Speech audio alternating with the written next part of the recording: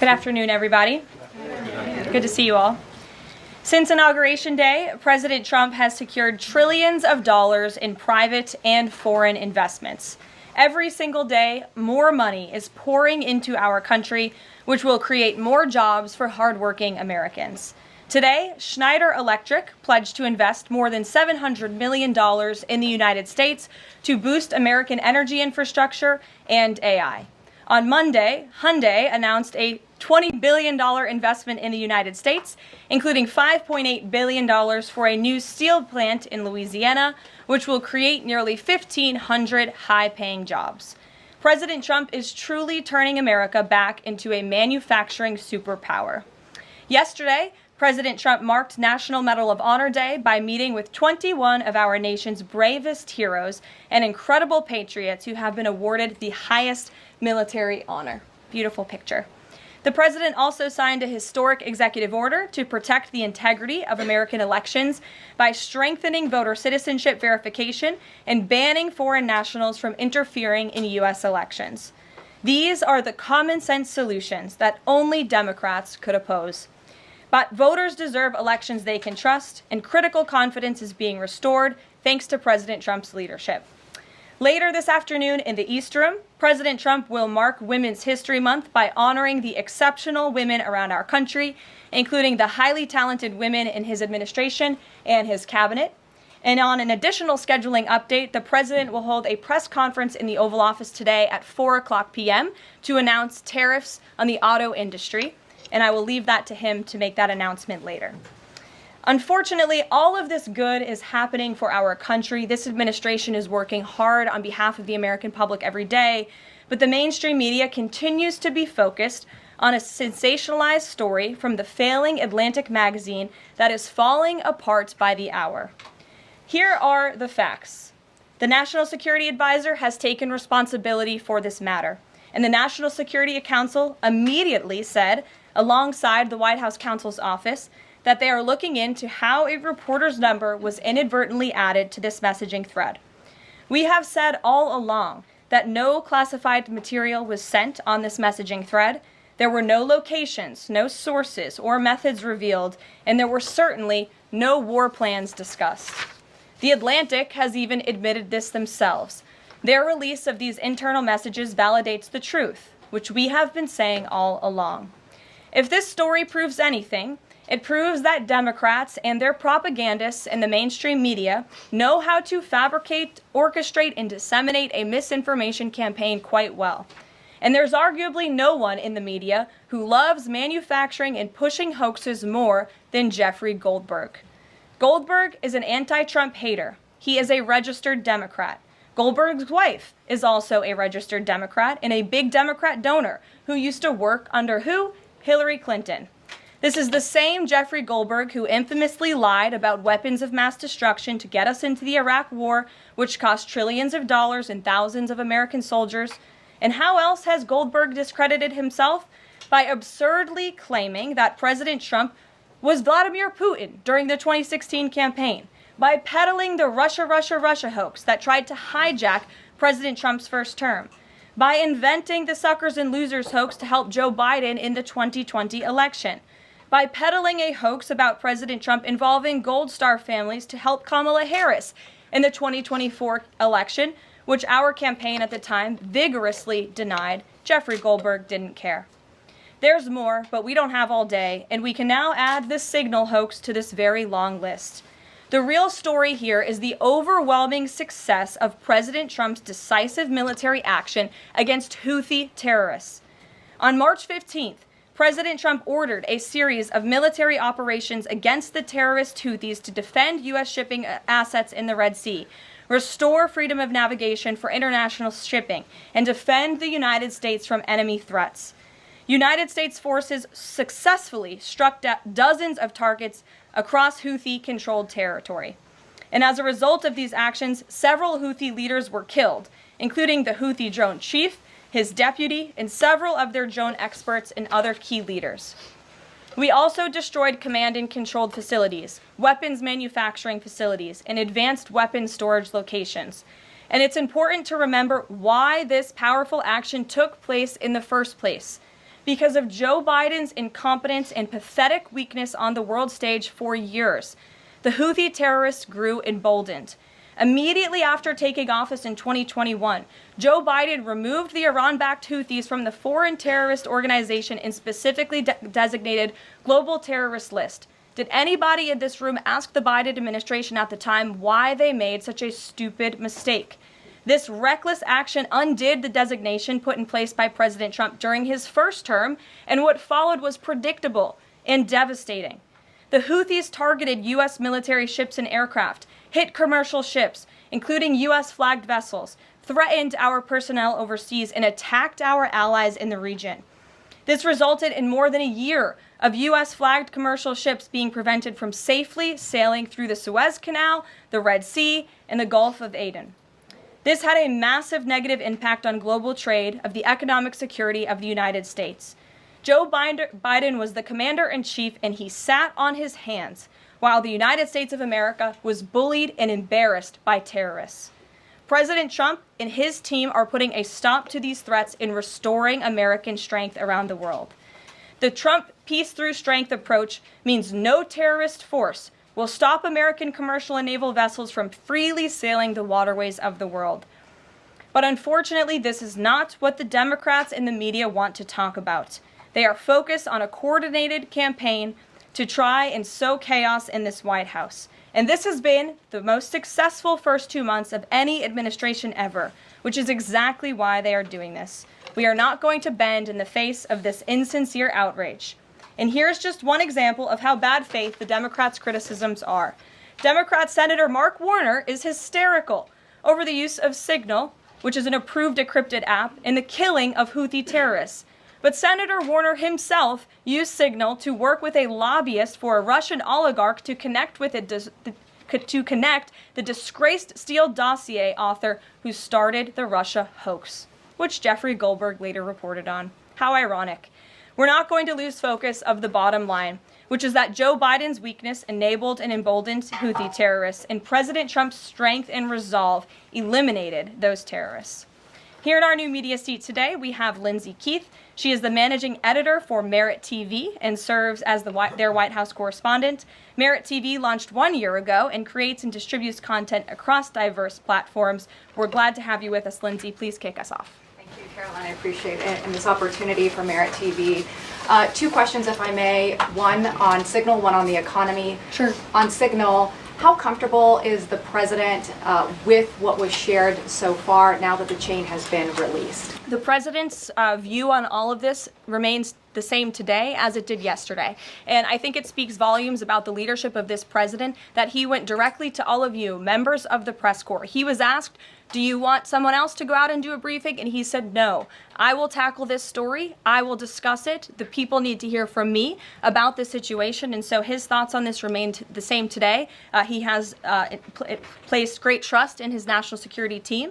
And as for the usage of Signal, as the president said yesterday, as the CIA director has testified under oath, this is an approved app. It's an encrypted app. The Department of Defense, the Department of State, the CIA has it loaded onto government phones because it is the most secure and efficient way to communicate. As for, again, the original situation in this messaging thread, the National Security Council, the White House counsel's office continues to look in to how this mistake, which the National Security Advisor has owned, occurred, and the president has ensured they are doing that. On the economy, consumer confidence hit a 4-year low this month.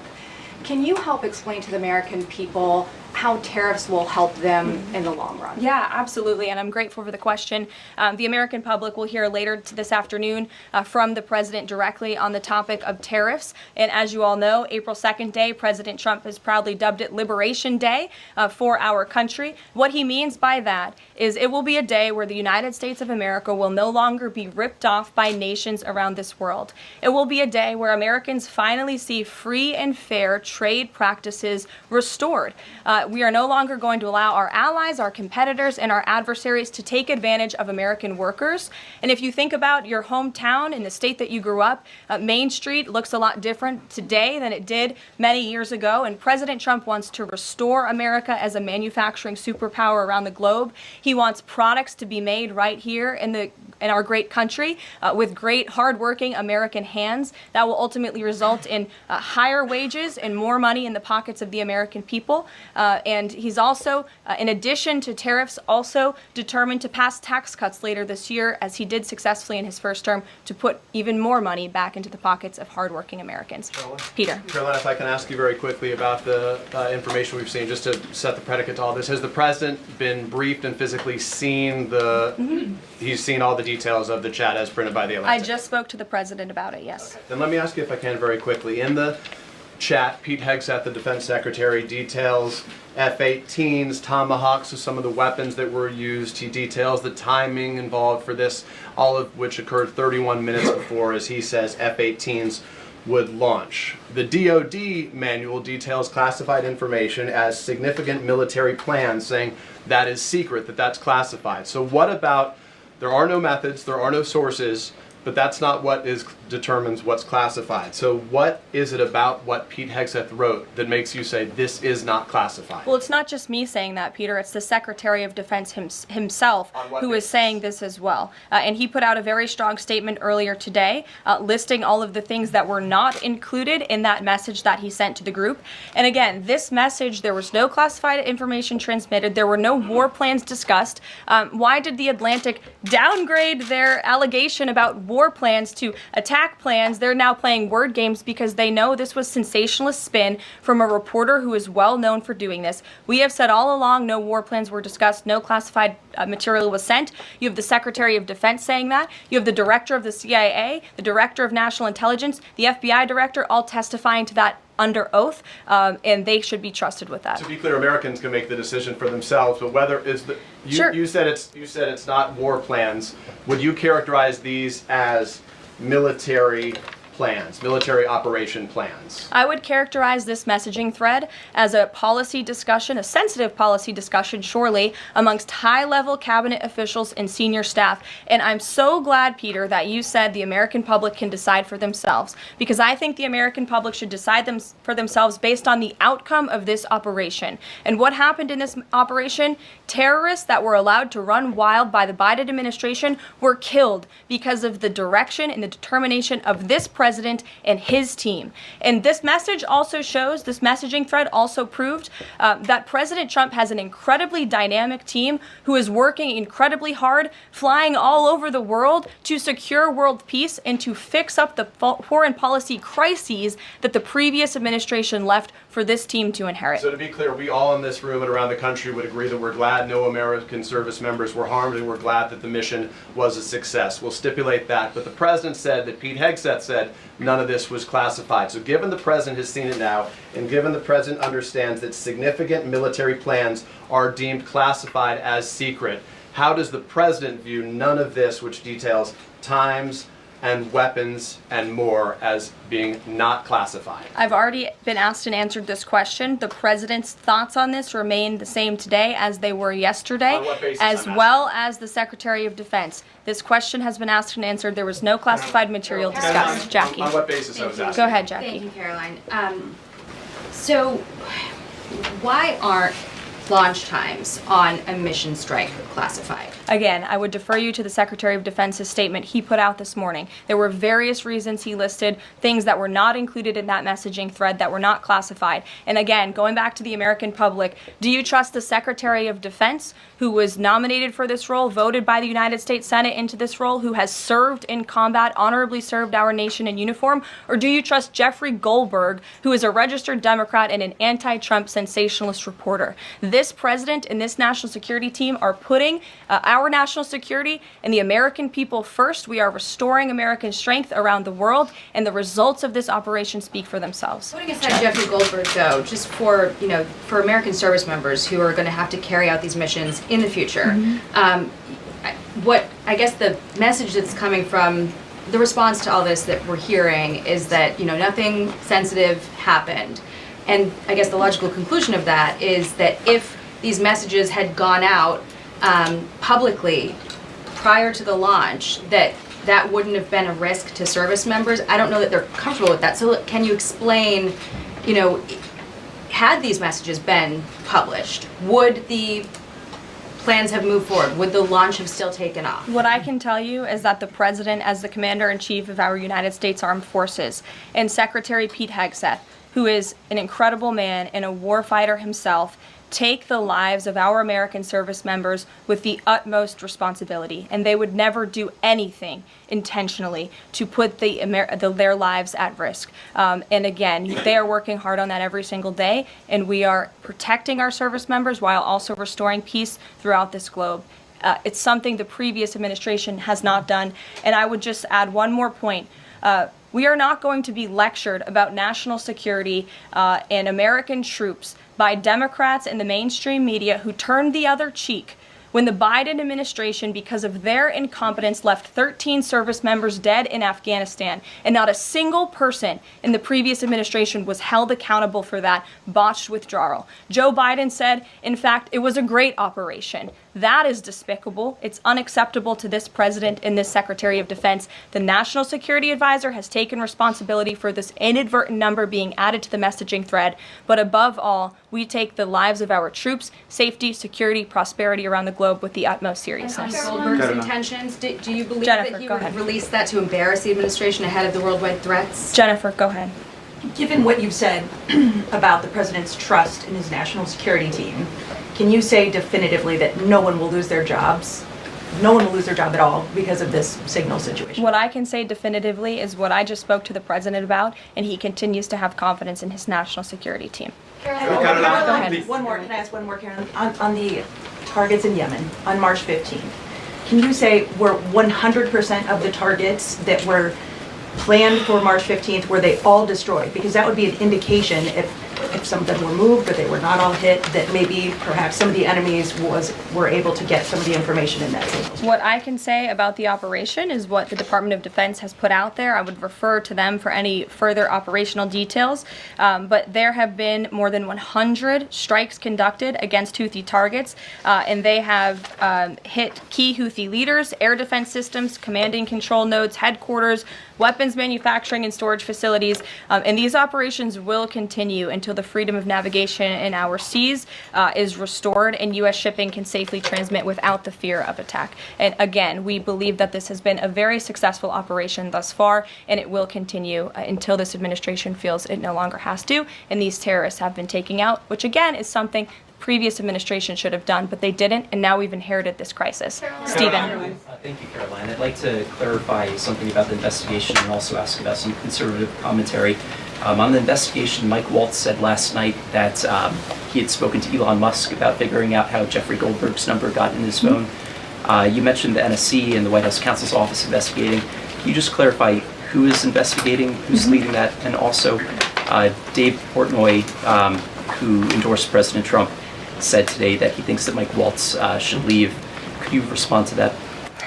Sure. Great respect for Dave Portnoy, but I just answered that previous question from Jennifer. As for your original question about who's looking into the messaging thread, the National Security Council, the White House counsel's office, and also, yes, Elon Musk's team. Elon Musk has offered to put his technical experts on this to figure out how this number was inadvertently added to the chat. Again, to take responsibility and ensure this can never happen again. Caroline, I have two questions. One on a follow-up on something you just said, but since we have these messages released and you said that the president has now personally reviewed them, at the chat at one point Pete Hegseth wrote 14-15 strike drones on target, and in all caps he said, "This is when the first bombs will definitely drop." Does the president feel that he was misled by his national security advisors, whoever it was that told him there was no classified information in there, now that he's seen these messages? I've now been asked and answered this question 3 times by the both of you, and I've given you my answer. The president feels the same today as he did yesterday. Okay, Philip. and on my follow-up on what you had just No, said. go ahead, Philip. Caitlin, I'm not taking your follow-up. Philip, go I have ahead. a follow-up on something you just said, though, Caroline. That's Caitlin, regarding I'm not Jeffrey taking Goldberg. your follow-up. Philip, go ahead. I have called on you. The Vice President seemed to express some frustration that Europe was wasn't doing more to police waterways in their backyard, noting in that signal thread that 40% of European trade goes through the Suez Canal.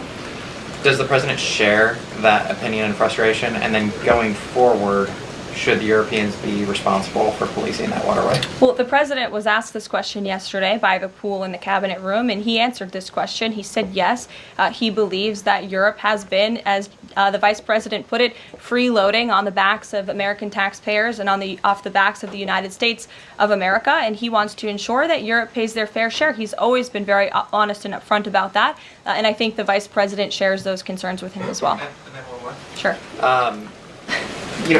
Enlisted soldiers, sailors, and Marines would face consequences if they shared this type of information inadvertently with a reporter. Can you tell us more why the president is so willing to give Mike Waltz a mulligan here? Again, I have now been asked and answered the same question using different language multiple times. If anybody has another question, there's a lot of different things going on in the world.